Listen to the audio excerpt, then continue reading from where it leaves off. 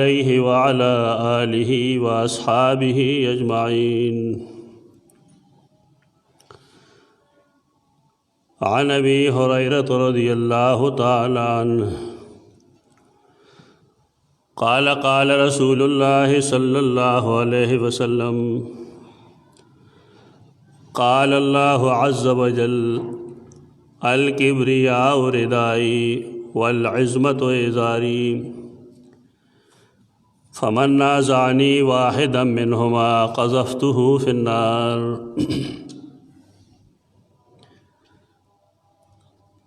دا اللہ رب العزت اسماؤ کے یو اسم المتکبر دے.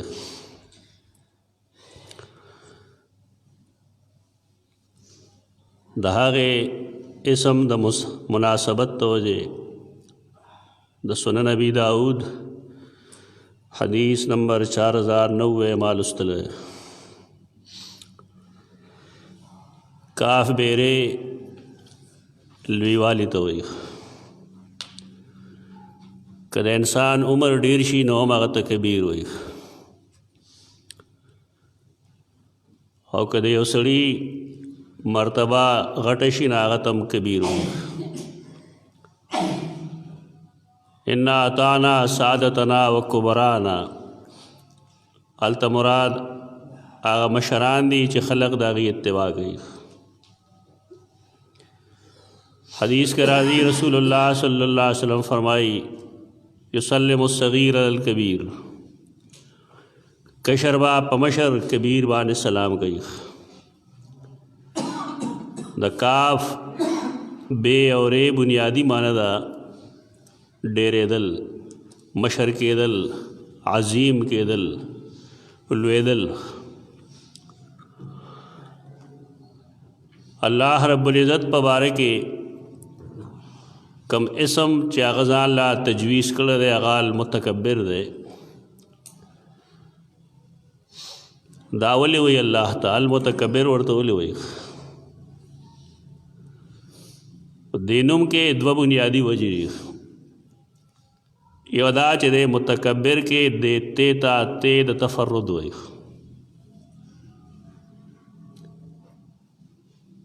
المتکبر.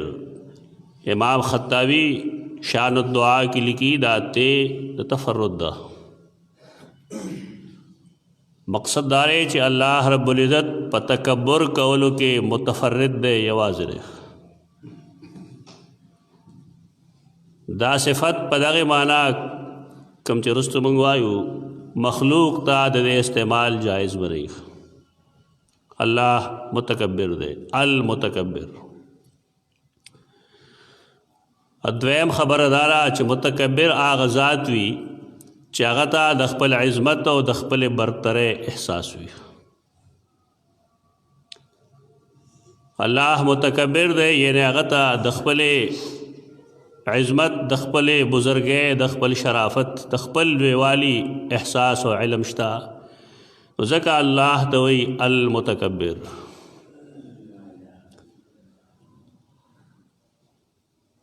انسان کا آغا متکبر شی بالفرض تو دو سمر لوی جرم کر دے دا جرم ذکر دے حدیث کے دے.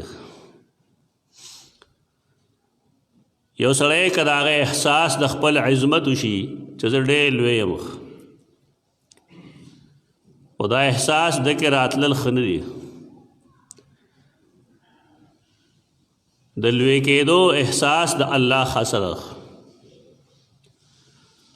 او کله چې د انسان خیال لای چې زه د علم لحاظ سره لوی سړی یم زه د مال لحاظ سره لوی سړی شوم یا زه د خاندان لحاظ سره لوی سړی یم دا احساس د پاره جایز نه دی. دا حرام احساس دی. د دې وجه نه هر هغه څیز چې هغه د خلقو تکبر باعث جوړیږي پکار دارې چې عوام دا غینه یو طرف ته شي او خپل مشرانو سره حرکتونه نه کوي چې دا غي په وجه باندې تاغي پزله کې تکبر احساس بیداری. دلتم دو خبرې دي یو دا چې د غلطي د عوامو ده هغې څه شی په خپله مرتبه کې نه ساتي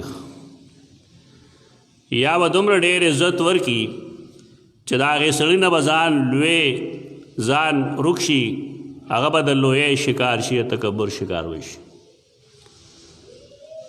دویمه دا چې هغه کم سړی لوی دی نه په دې نه پوهېږي چې زه ډېر کمزور یم هغه له هم د هغې څیزونو نه ځان ساتل پکار دي چې هغه د انسان د تکبر باعث جوړېږي ملکونو کې یو څیز را روان دی چې ته جمهوریت وی زمونږ دې زمانه کې د هغې د خوالي یا د بدوالي نه خبره نه کوو خو دومره دا چې دې نظام مونږ له یو چغه د زنده‌باد او مرده‌باد راکړې ده او دا ډېره ناقص سوچ دی یو داسې غلط روش دی چې زمونږ د لوی لوی خلکو ټکاری جهنم جوړ کړی دی زمونږ مخکني علما هغوی به د خلقو د اصلاح سره سره د خپل اصلاح هم کوشش کو د امام احمد یو قول زه ډېر کرتی ویم حلیت الاولیاء کې او نور کتابونو کې محدثینو لیکلی دی مورخینو چې د امام احمد بن محمد بن حنبل رحمه الله په درسونو کې وا په زرګونو کسان ناستو په سوونو نه په زرګونو کسان او چې کله به دی درس ختم که پاسېدل وه نو دا زرګونه کسان به د پسې روان شو د دې لپاره چې دی خپل کور ته ورسوي احتراما یې ورسوي هغه یو ځل د خپلو شاګردانو ته وویل ټولو ته چې دا حرکت به بیا نه کوئ دا ستاسو دپاره د ذلت باعث ته او زما دپاره تکبر باعث ته زه هم انسان یم زما زړه کې لوی راشي هغه لوی راتلل ما دپاره مناسب نه دي اسلاف زمونږ دغه وو هغې به خپله اصلاح کوله او که پوهېده وه چې د عمل سره زما طبیعت خرابېږي یا زما په زړه کې څه احساس غلط پیدا کېږي نو کار به یې بند کړو چې دا چل به بیا نه کوئ کله به هغې ته ویل دا ستاسو دپاره د ذلت باعث په دې وجه دی چې تاسو په زرګونو یې او زه یو یم نه پوهېږم چې دا د زنده‌باد چغې کمې والي کېږي دا تر کومه حده پورې جایز دی بیا جماعتونو کې دا چغې وهل دا د انسان د تکبر باعث کېږي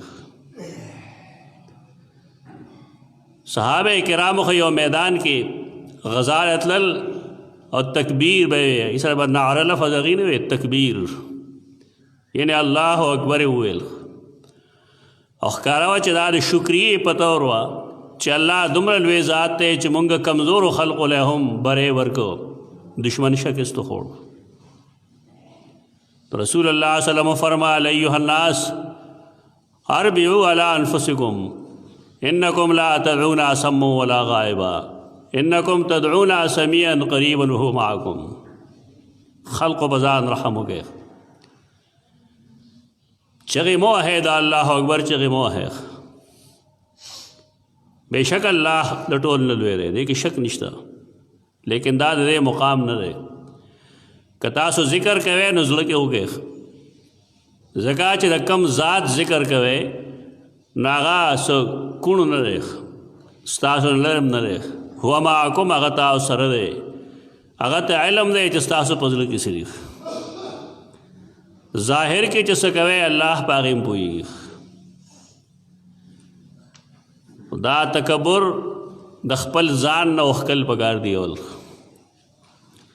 ولې د الله ذات متکبر دی لوی د هغه شان دی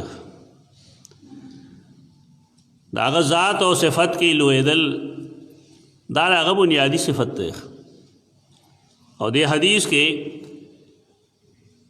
اول خدای چې د حدیث نسبت رسول الله صلی الله علیه وسلم الله رب العزت ته کوي د محدثینو اصطلاح کې دې دا حدیث قدسی وي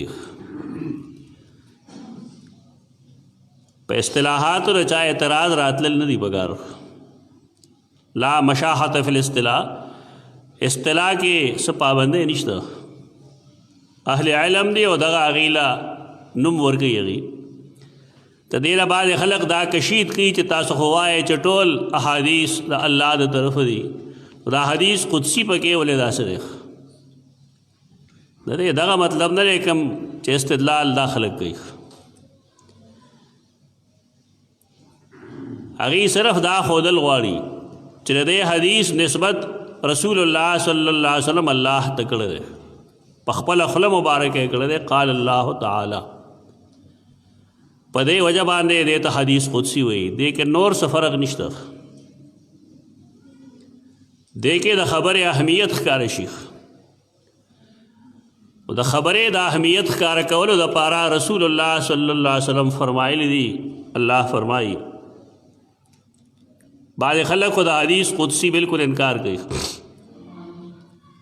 زمونږ یو استاد محترم دی، د هغه تحریراتو کې شته دی او د هغه نه زباني مونږ اورېدلي دي چې حدیث قدسی اصطلاح غلطه ده. ما هغه ته ویلو چې نه دي غلطه نه وه، اصطلاح ده بس. محدثین دي د چا چې فن دی هغې یو اصطلاح وضع کړې ده، ستا هغې سره اختلاف دی بس وسات، خدا خو نه ته ورته غلط وی. اصطلاح غلطه نه ده، صحیح اصطلاح ده. او دا د دې دلیل نه دی چې کنه عام احادیث هغه من جانب الله نه وي ګندې. چا چې احادیث سره نه لګي دا قسمه خبرې هغې کوي. خدا حدیث قدسی دی په دې لحاظ. الله څه فرمایلی دي؟ هغه وایي الکبریا او ردایي دوه قسمه صادرونه وي چې عربو به هغه اچول. یو هغه صادر چې هغه لاندې اغوستی شي لنګ په طور، دې ته ازار وایي. او یو هغه صادر کوم چې پاس اچولی شي هغې ته ردا وایي. ردا او ازار دا دواړه صادرونه دي،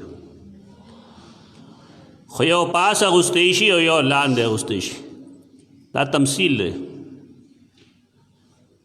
الله د ردا او د ازار تمثیل ورکوي،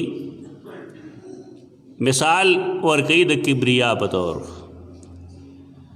یو سړی په خپل لنګ کې چې دا چولی بل څوک ځان سره نه شریکوي. یو سړی چې کومه ردا پاسه چولې ده نو دی ځان سره پای کې څوک نه شریکوي. الله رب العزت تکبر خپل صفت ته ردا هم وایي او ازار ورته هم وایي. تکبر زما ردا هم ده او تکبر زما ازار هم ده. نو څنګه چې یو انسان په خپل ردا او ازار کې ځان سره څوک نه شریکوي، نو دارنګې زه خپل صفت د تکبر کې څوک نه شریکوم. حدیث دا مطلب دا مطلب نه چې کنه نعوذ بالله دا الله لنګ دی او صادر دی. دا تمثیل دی په دې بنیاد چې څنګه یو انسان خپل ازار او ردا کې څوک مرګرې کوي نه، نو زه بل څوک په خپل صفت د تکبر کې ځان سره نه مرګرې کوم. الکبریاء ردائی والعظمت ازاری. عظمت او کبریا دا دواړه یو څیز دی. انسان هم کله عظیم الشان شي او انسان کې هم کله لویوال راشي، الله مرتبه ورکړي. خو دې دواړو کې فرق دی چې انسان له الله ورکړي او الله له چا نه ورکړي. انسان له چې الله لویوالی ورکړي د علم لحاظ سره، نو د هغه ذمهداري دا وي چې هغه تواضع او تذلل اختیار کړي، ځان کمزوری وګڼي. الله رب العزت ځان کمزوری نه ګڼي، ځکه هغه سره دا ښایي نه. لوی الله سره ښایي هر لحاظ سره، که د ذات لحاظ سره او که د صفت لحاظ سره، دواړو لحاظ سره الله برتر دی او احساس او علم شته دی هغه سره دې خبرې چې زه متکبر یم. اوس که یو سړی د تکبر په بنیاد باندې ګرځي متکبرانه چال وي که قرآن مجید کې د هغې اشارات شته د هغې طرف ته د متکبرینو چال دا یې چې هغوی په لارې ځینې اوږې ښکته کړي یوې بره کړي د متکبرینو چال دا یې چې هغه خامخا خپل اوږه باندې بالخصوص ګس اوږه باندې یو څادر خور کړي او ورپسې راښکلي کېږي دا د متکبرینو انداز دی قرآن مجید په دې تنقیدات کړي دي د قارون صفت یې دا ښودلی دی چې خرج علی قومه فی زینته د زینت معنا دغلته کې مفسرین تکبر کوي قارون چې بهر روت ناغه متکبرو داغه چال ډال متکبرانو یو سړی چې داغه چال ډال متکبرانه نو قرآن هغه ته څه وایي لن تخرق الارض ولن تبلغ الجبال طولا ته د خپلې پوندې په زور باندې ځمکه نشي شلولی څه به ته او څه به ستا زورورتیا وي او څه به ستا عظمت وي لن تبلغ الجبال طولا زه د غر سر ته ورسېږم یعنی داسې متکبرانه اندازونه یې د خلقو چې الله په هغې ناراض وي د رسول الله صلی الله علیه وسلم عادت دا و چې کله به یې ګرځېدل نو داسې به ګرځېدل مخې ته به یې کتل لکه یو سړی چې د چړای نه ښکته ګوځي اترایې ته راځي هغې وخت کې سړی احتیاط کوي که نه غر نه چې سړی راکوزېږي نو دی به احتیاط کوي چې زما خپه چېرته کې داسې ځای باندې را نه شي چې زه وغورځېږم په چال ډال کې زمونږه د نبی کریم صلی الله علیه وسلم اطاعت نشته ته دې دا مطلب نه چې انسان د سیر و تفریح نه کوي غیر چاپېړ دی نه ګوري نه متکبرانه انداز جدا دی او متواضعانه انداز جدا دی دا تواضع انداز دی علماء ته وګورئ چې هغې ګرځي نو څنګه ګرځي نو تا ته پته ولګېږي د سړي د علمیت چې د کې علم څومره دی او څومره دی ناپوهه دی ته چال ډال نه پته لګي لقمان خپل زوی ته یو وصیت کړو هغې وصیتونو کې یو وصیت دا و چې تکبر به نه کوې ته تکبر کم انداز هلته کې هغه دا و چې د خلکو نه نفرت سره ته مخ اړی زوی ته هغه وایي د خلقو نه وه د نفرت د وجې د لویۍ د وجې مخ نه اړی لا تصعر خدک للناس ولا تمشي فی الارض مرحا خپل مخ د خلکو مخکې مه پړسوه خپله ننګې مه پړسوه ولا تمشي فی الارض مرحا او ځمکه کې د تکبر په انداز مه ګرځه قرآن خو خلک وي لیکن د اصلاح چې کم توکي دي قرآن کې کم ځایونه دي هلته داسې ورتېر شي خلقو خیال نه چې دا بل چاته وایي دا مسلمانانو ته وایي زمونږ حال سره عوام خو عوام دي زه نه یم چې کله نعام خلک ورته وایي کله نعام خو حکم چې ځان ته خواص وي د هغې انداز سره هغه به یو خبره وکړي څوک جوړ کړي نه میز لره وبغي وي دا خبره ما کړې ده او دا څوک غلط ثابته کړي دا تکبر نه نو څه دی د یو سړي د یو انسان څه دا مجال دی چې خلقو له چیلنجونه ورکوي دا زموږ طریقه نه ده دا د مسلمانانو انداز نه دی مسلمانانو انداز دا دی چې خپله خبره باندې دلیل پیش کړي تر خپل وسه پورې د هغې حقانیت هم ښکاره کړي نو دا ورسره نه کوي هغه وي دا زما تحقیق دی اوس الله عالم دی چې زه تر کومه حده پورې کامیاب شوی یم او خلقو ته دا هم وایي چې که دا تحقیق صحیح وي نو قبول یې کړئ او که صحیح نه وي نو پرېږدئ نه زمونږ د دین مونږ ته وصیت او نصیحت دغه دی لیکن زمونږ د هر سړي دماغو کې نشه راغلی ده تکبر دا زمونږ اور نه بچونه ده. د تکبر تعریف رسول الله صلی الله علیه وسلم هغه داسې هم کړی دی چې صحابي تپوس کوي د رسول الله صلی الله علیه وسلم نه په مونږ کې یو کس غواړي چې زمونږ لباس دې ښکلي زمونږ پیزار دې مزیداري نو آیا دا هم تکبري؟ د رسول الله صلی الله علیه وسلم فرمایل نه ان الله جمیل یحب الجمال. یہ حدیث نه خلکو اسے گپ جوړ کړي. زه یو ځای ناستم یو مقرر صاحب تقریر کو هغه دا حدیث چې عاشق مزاج جوړ کړي ولې دې کې جمال ذکر ده. الله جمال له جمیل له جمال خوخي پښتانه هم دا وایي ښکلي په ښکلو باندې خدای مینې ادم لوی کافر دی ظالم اسو وایي دا خلک ته جمیل او جمال دا مطلب دی. او یو سړی چې د الله باره کې دا وایي چې د ښکلي خوښي دی مسلمان هم دی دی په دې نه پوهېږي چې د الله په باره کې ما څه بکواس وکړو. زمونږ مسلمانی ډېره کمزورې ده مونږ ته هېڅ پته نه لګي د الله د صفاتو. جمیل باندې به انشاءالله مونږ خپل ځای کې خبره کوو. جمیل صاف ستھرا دو ان اللہ جمیل اللہ صاف ستھرا دے دا ذات لحاظ سروم دا صفات لحاظ سروم یحب الجمال صفائی ستھرائی خوخی دے سرے بھی نہیں. اللہ بارے کے دا سے قسمہ کلمے ویل دا کلمات دا کفر دے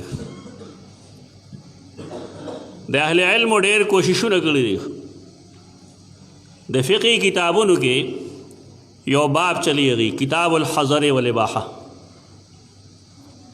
او دا تقریبا د فقه هر یو کتاب کې خو زمونږ عالمان بس مونځ باندې جګړې کوي چې لاس پورته کم که پورته نه کم امین په چغه ووایم که پټه ووایم.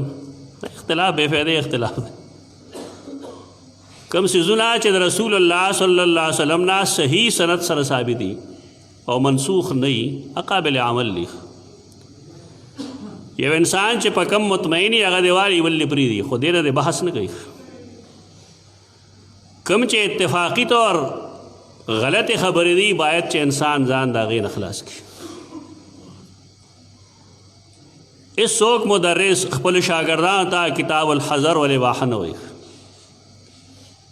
حالانکه دا د فقه هر یو کتاب کې دې ته الفاظ د کفر وایي. دا ما چې وویل د الله په باره کې هغه وصف بیانول چې هغه ځان له نه بیان کړی دا د کفر الفاظ دي.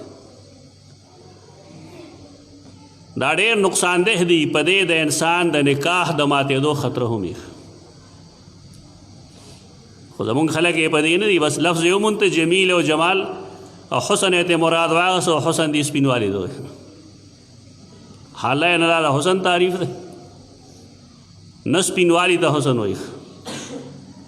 دا بد ذوق خلق دے ذوق کم دے بدی تھی.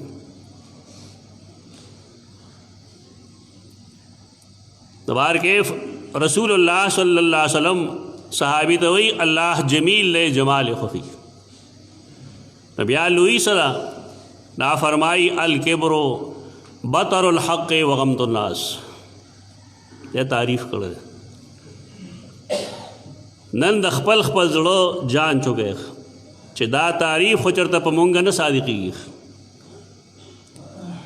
زما یقینا دا دی چې نن 99% خلقو کې دا صفت راغلی دی کوم چې رسول الله صلی الله علیه وسلم مونږ یې رولی وو. تکبر څه شی دی؟ بطر الحق. حق معلوم شي بے طوارا بطر الحق. حق کار شوی دی چې فلان کې خبره صحیح ده فلانه غلطه ده فلانے پا حق دے فلانے پا نا حق دے دا فلانی خبر درستا دا فلان کی نادرستا او بیا هم سڑے دا پوئے باوجود حق پریدی او نادرست پس روان شي دے تو وہی تکبر. بس روزانہ ہو گو رہے خپل عمل تو ہو گو رہے چې روزانہ مونږ څومره حق خبرې ټکراو د حق فیصلو نه مونږ مخړو که بالفرض زمونږ یو رشتہ دار یو غلطي کړي یو بل سړي خبره درست دي نو مونږ دا نه کوو چې خپل رشتہ دار ته غلط ووایو. وجه د هغې دا ده چې مونږ هندوان یو او هندوان د یار دپاره غوښې خوري. دا رویه دا متکبرانه رویه ده. تکبر چې څوک کوي نو حدیث چې ما کوم ویلې د هغې وضاحت کوو انشاءالله. یو دغه کبر دی. دویم غمت الناس، غین میم او طا، خلق د ځان نه نیچ ګڼل. زمونږ د ټولو په خولو وایه دا خبر راځي دا فلانی څه جولا دی مړه او دا څه شاخیل دی څه دوبي دی. دا ذهنیت د کوم ځای نه جوړ شوی. یو سړی چې بل انسان مسلمان د ځان نه کمزورې ګڼي دا دی متکبر دی. د دې مظاهرې هر ځای کې کېږي، مدرسو کې کېږي، اسکولونو کې کېږي، کالجونو کې کېږي، عام مجالسو کې کېږي. د یو سړي خبره ځکه نه منلی کېږي چې موږ څه وایو دا نایي دی. خبرې ته څوک نه ګوري چې خبره کې څومره وزن دی. خبرې ته څوک نه ګوري چې تر کومه حده پورې هغه صحیح ده یا غلط. و د نبی کریم صلی الله علیه وسلم د دې تعریف مطابق نن مسلمانان بیچارهګان دی مصیبت کې اخته دي. کاش چې مونږ کې دا ادراک وی چې مونږ کومه غلطي کوو. تکبر د هغې یو مظهر دا هم دی چې انسان بالخصوص نارینه د تکبر د وجې ځان پسې خپل لنګ راخکي. بعضې اداګانې مونږ وویل داسې وي چې د هغې نه تکبر ښکاري او هغې ته وایي تکبر. مشرکینو یو کار دا و چې هغوی به لنګ ځان پسې راښکه اوږد به یې جوړ کړو په هغې کې به یې ګیټۍ پټې. د دې وجې نه رسول الله صلی الله علیه وسلم خپلو امتیانو ته ویلي دي ستاسو ګیټۍ دې ښکارئ، د نارینهو ګیټۍ دې ښکارئ. ولې دا د مشرکانو په زمانه کې د تکبر علامت. نبی کریم صلی الله علیه وسلم د دې نه سختۍ سره منع کړې ده. سیدنا ابوبکر صدیق فرمایل یا رسول الله ما کې خو تکبر نشته خو زما ټوټي هغه صادر نه ټینګوي. که زه صادر کلکم کم نه ما نه بیا ښکته راوښویږي او د هغې د وجې زما ګیټۍ پټې شي. رسول الله صلی الله علیه وسلم فرمایل لست منهم تبای خلقو کې نیخ. د حدیث کې فقاحت سره پویا په دې کې دا ده چې که یو سړي خپل ګیټۍ په دې بنیاد پټې کړي چې دی د تکبر د وجې کوي نو دا ګناه کبیره کوي، پرېښودل پکار دي. او که نه بلا اراده د ده ګیټۍ پټې شي یا د ضرورت د وجې. جرابې اچول ضرورت دی که ضرورت نه دی؟ دلته یو صاحب هغه به ویل بیا جرابې سلا اچوی. باید ته په حدیث نه پوهېږې نو څه ووایو؟ حدیث کې خو سره دغه لیکلي دي چې د لویې د وجې جرابې موږ د لویې نه اچو او د سرځی د وجې اچو. بله چې کومه منع راغلې ده هغه د دې نه راغلې ده چې انسان د پاس د غاړې څه څادر اوږد کړي. تکبر هغه د لاندې غاړ نه و چې مونږ راوچتو نو هغه متواضعانه دی. نو بارکیف د نارینهو ګیټۍ ښکاره ساتل دا پکار دي چې دا ښکاري. که مونځ کې که مونځ نه باریخ مونږ که لازم واجب وایو که نه وایو ځان له خبره ده. خو دومره دا چې د یو مسلمان پرتوګ لکه د کلینډرانو غوندې خپو کې راښکې شي که ډېر بد لګي، خوند نه کوي.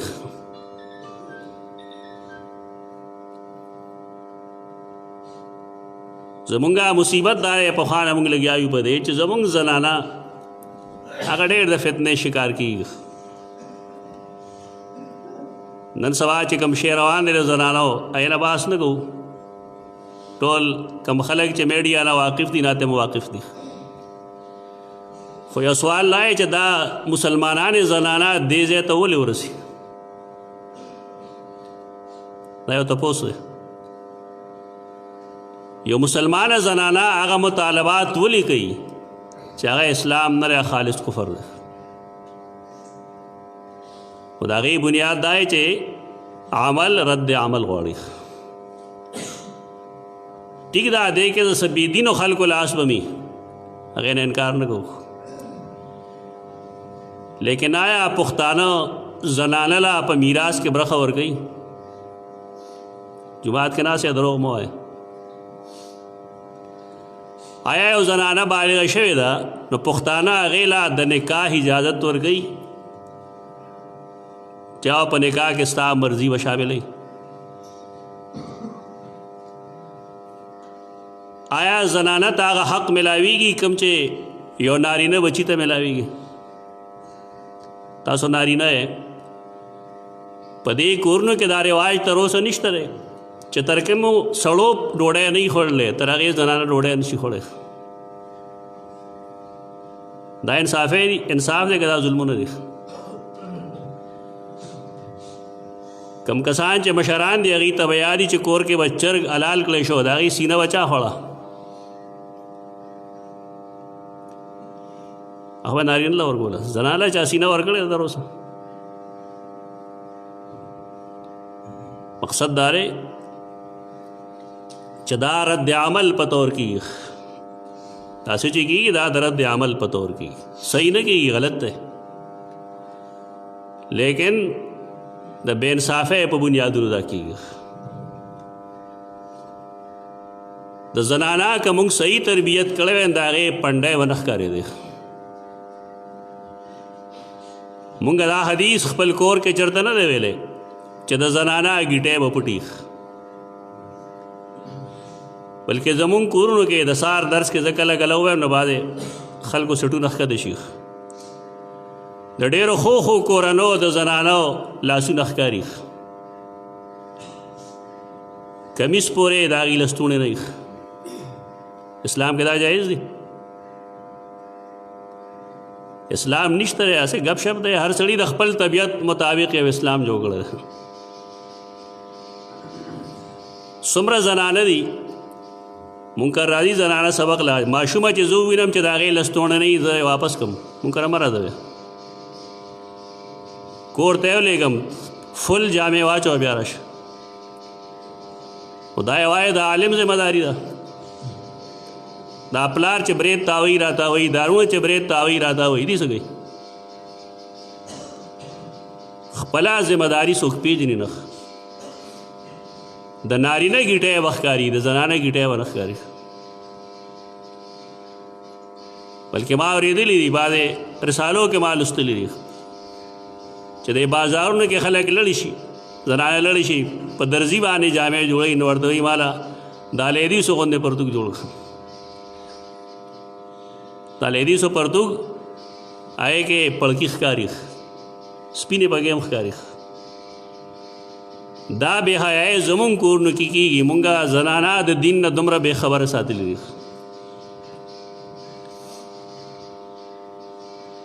دا د تکبر علامتو په نارینه کې چا خپلې ګیټۍ پټې ساتي، نارینه د خپلې ګیټۍ ښکاره ساتي. دې ته استرسال وایي. حدیث کې راځي رسول الله صلی الله علیه وسلم فرمایي یو سړی دی په خپل سر داسې څه شی نه اچوي، داسې نه ځوړندوي چې په اوږو دې د هغې نه څه شی نه وي. د عربو د لویۍ یو علامت دا هم چې یو په سر یو څادر واچو په اوږه به نه وه هغه اب ورپسې راښکلی کېدو. دې ته صدل وایي، استرسال. جنازه کې ته غوږ کېږده، جنازه کې عجیبه عجیبه اعلانات کېږي. جنازه چې وشي یو کس په پکې آواز وکړي الله وبخه میلمه به د حجرې نه ځي. حجره کې به څه کوئ؟ دې ډوډۍ در راغلی ډوډۍ به خوري. دا ظالمانه رسم پرېږدی، دا غلط څیز ده. چې کله جنازه کې نو آواز به وکړي بګې په خپله کله کله ملا صاحب هم وکړي الله وبخه په سر هم څادر یخی دی یا په اوږه راښکته کړې یا ته پټکې ووهې دا ولې دا اوسه دل نه دی نه دی که تکبر څه علامت شته دی یو سړي په سر څادر یخې دی دې لپاره چې نور نه پرې ځان بچ کړي دی که صاحب دی دا اوسه دل نه دی د شریعت عجیب و غریب مسائل موږ د ځانه جوړ کړي دي لوی ځان له اوسیز دی تکبر ځان له اوسیز دی باید چې سړی د بل خبرې ته غوږ کېږدي که هغه صحیح وي قبول یې کړي او که صحیح نه وي نه پرېږدي خو چې سړي زړه کې دا غوټه کړي چې زه به دا خبره منم نه وایي ته وایي تکبر بار کې تکبر الله لخایي او د هغه صفاتو کې صفت دی المتکبر الله متکبر دی رسول الله څه فرمایي الله فرمایلی دی کبریا زما ردا ده عظمت زما اظهار ده یعنی د لوی احساس دی باندې ما دوه درې ځله خبره بیا وکړه احساس زړه کې احساس پیدا کوي تواضع د دې لپاره تکلف مه کوئ زمونږ د خلکو په زړه کې بالکل لوی وي پړې داسې به ټیټ ټیټ کېږي دا دخ نه واقعي انسان د ځان په دې پوهېږي چې زه الله د ځمکې نه پیدا کړی زما نسل بیا د نطفې نه چلېدلی الله زما رزق ځمکه کې ایښی دی او پس د مرګه به زه ځمکې ته ځم دا احساس پیدا کوي الله یې بتا کې تواضع راځي او کدای چې ماله پیسې راغلي دي او زه داسې روان یم چې یو په یو شان کړم بله بل شان کړم دا متواضعانه انداز نه دی تواضع خپله کې الله فرمایي دا کبریا عظمت دا زما شان دی فمن نازعنی واحدا منهما چاچی پدی کی یو سیز زمان راخ کا منازعه من راخ کل جګړه کول ځان د لوی مستحق غني ځان عظیم الشان غني قذفته فی النار دی وزو اور کې ور داخلو یعنی تکبر دا الله خاص صفت ده انسان با متذللی متواضع وي د خلکو مخ کې هم او د خالق په مخ کې هم دی به داسې رویه نه اختیاري چې دی د هغې نه ثابت کړي دا چې یو ځل ویې سړی مخ دغه وجه وه چې رسول الله صلی وسلم به په هغه مجالسو کې کېناستو د بار نه به هغه چا نه پېژنده چې په دې کې هغه رسول کوم یو دی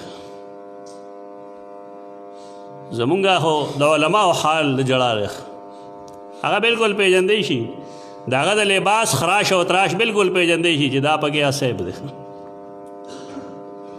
دا لرې کول پکار دی زمونږ چې کوم استادانو تربیت کړی وه دغه شانتي و